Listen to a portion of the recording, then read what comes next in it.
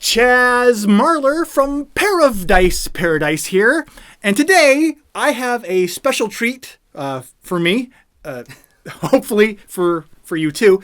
But today I'm going to have a special guest with me, Mick, who you may remember, who was my co-host for the Gamer Mockumentary video that we did last year. But at the same time, talks of Crits Happen hypothesized that Murr had harnessed the power of rock and roll.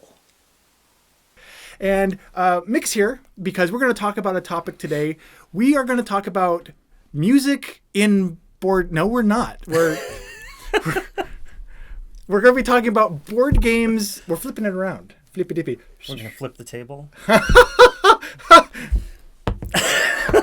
And we're not going to be talking about music in board games or even music to listen to while you're playing board games, but actually board games in music.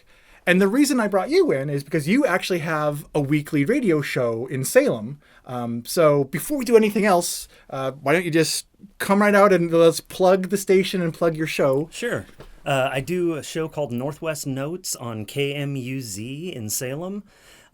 Streams every Sunday, and it's all Northwest music, focusing on the sounds that are coming out of the Pacific Northwest now and throughout the ages. Yeah, and what's really neat about it too is it streams. It's online. It streams. It's not like your podcasts where it's nice and convenient because it streams live Sundays at 4 PST. But I like how you work that in. That's good. Yeah. That's good. That's like professional.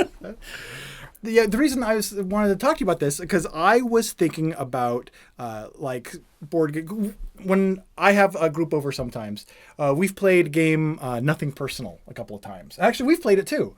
It's the one, yes. Yeah, the gangster. We have the pyramid. Yeah. And we have on iTunes Music. One night when we were playing it, I typed in Italian kitchen music.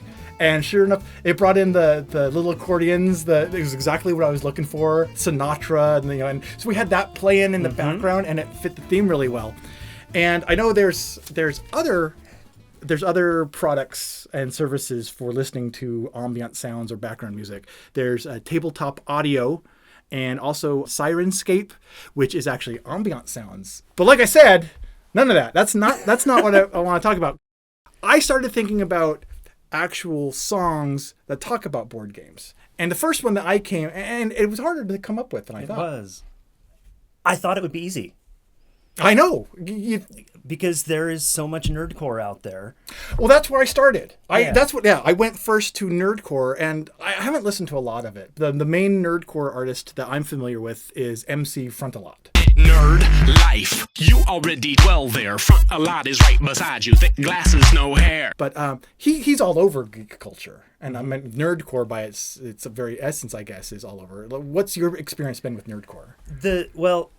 Okay, so I'm kind of on the fringe of nerdcore because I like a lot of the things that nerds like, but I don't nerd out about them. Okay, it's understandable. Okay. So it's almost like a subgenre of this subgenre of music. Precisely. Okay. That makes sense.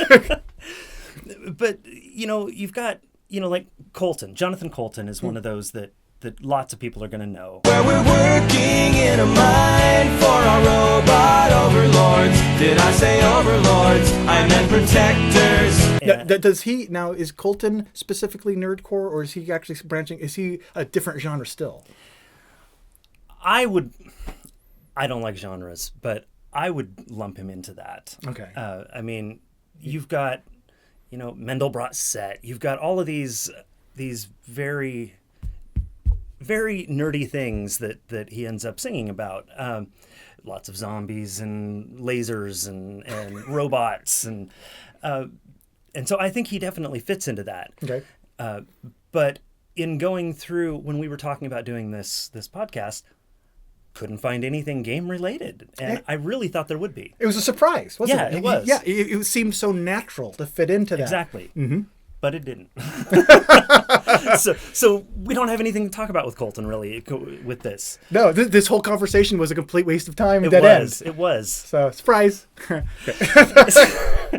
But going on from starting with nerdcore there, moving into, my favorite, the Pacific Northwest music, we've got Molly Lewis in Seattle who does a lot of nerdcore stuff that, again, I went looking for game stuff and didn't come up with any. The PDX Broadsides, wonderful nerdcore stuff up here. And again, no games. Surprising again. Yeah. You'd think, I wonder if it's just being into the modern board gaming scene. When you see it, it stands out more, and you start to associate it with those artists more. And then when you go and look at them specifically, you're like, oh, wait a minute, no, there wasn't any specific things here. Well, I know that all of these people are really into games, but for some reason it hasn't made it into the music yet. That's interesting. I wonder if it's just something that hasn't been on the mind, or if it's just the music hasn't lent itself to it yet. Yeah, I don't know. It should, because these folks they're all singing. I mean, they're singing about comic books. They're singing about all these things that should overlap, and it just hasn't made it there, except for the double clicks. You've got lasers and I've got feelings. Your lonely heart could use some healing. You've got lasers and I've got feelings for you.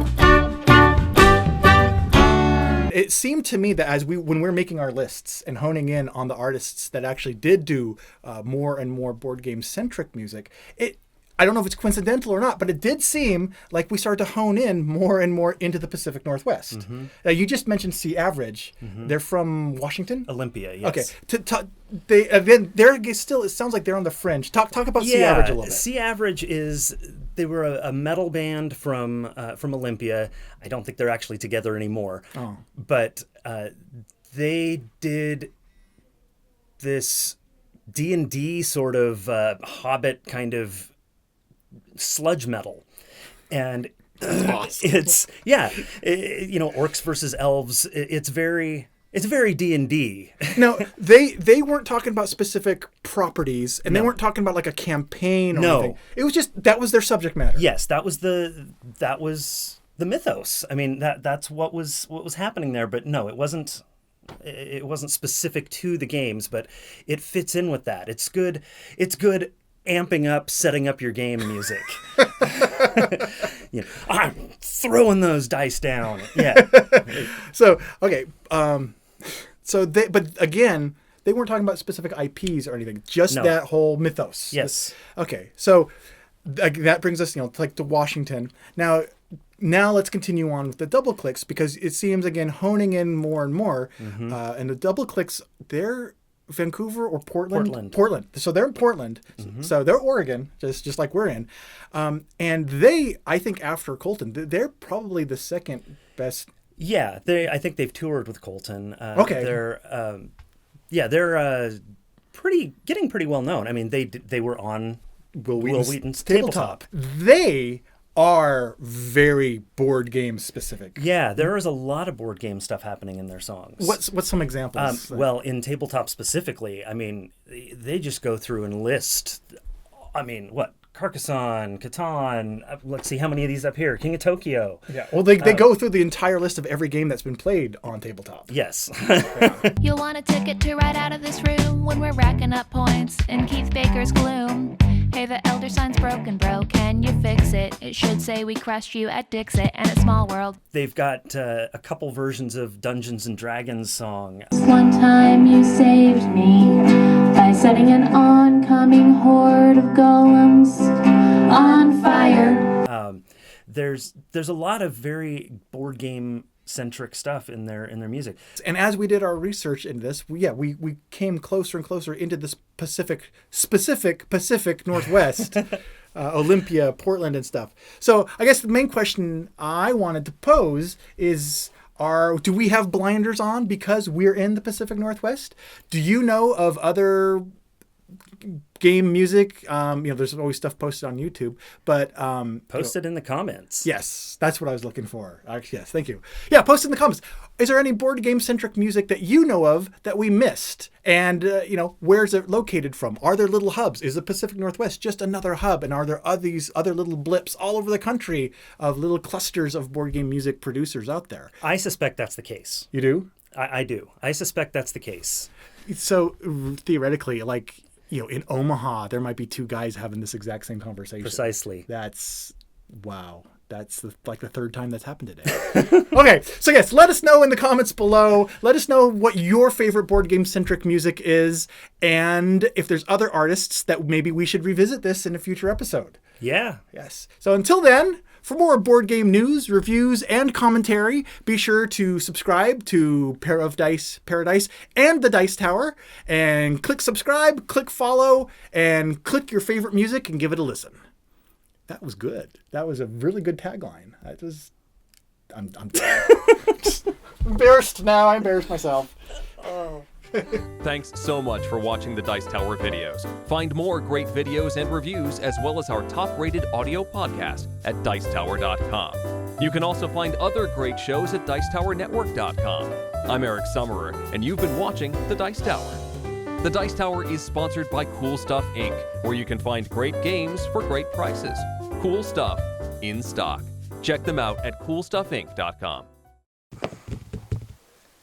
I have an even better idea. Okay. Let's start over. Yeah.